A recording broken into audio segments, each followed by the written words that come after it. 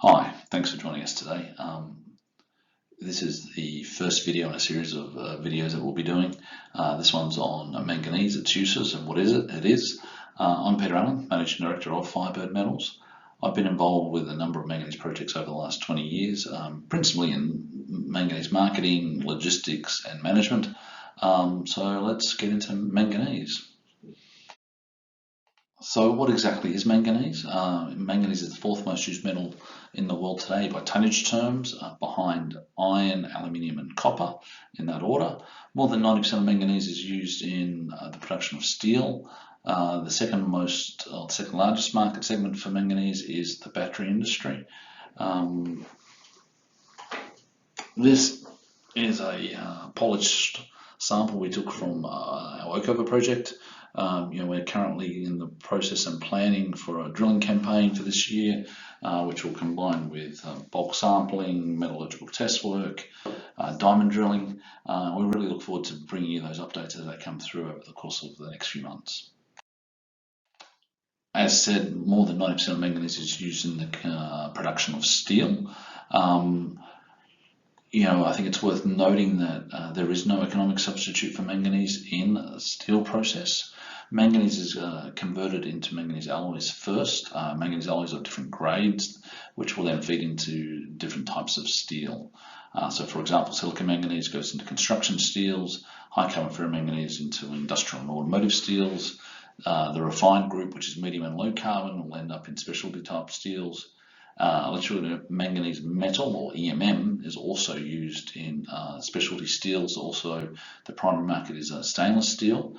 Moreover, today, EMM is dissolved back into manganese sulfate for the lithium-ion battery market to get the impurity levels right.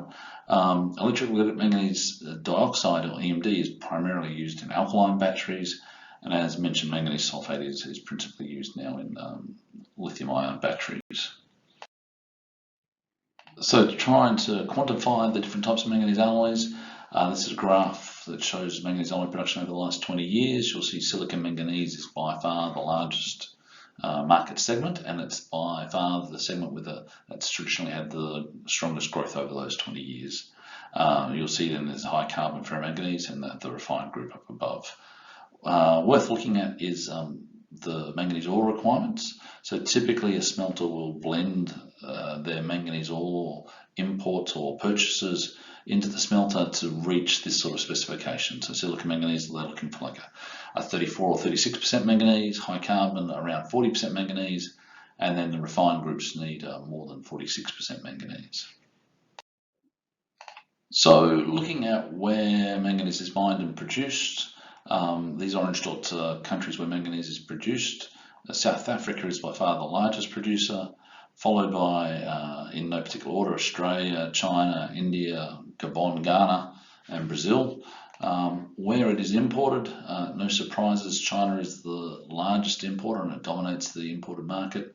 The graph on the right shows the matrix between production and imports. And as you can see, as we mentioned, South Africa is the largest producer and exporter, with China the largest importer. So even though the battery segment is relatively small, it's still a segment that is forecast to grow significantly over the coming years, especially on the movement or the higher increase in awareness of electric vehicles.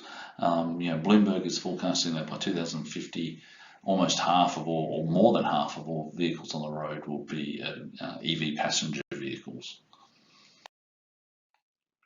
So just a bit more on batteries. So the battery raw materials for batteries are a large cost of the batteries, and then for a large cost of EVs. Both battery manufacturers and EV manufacturers are looking at ways of driving down that cost to make EVs more accessible to the wider public.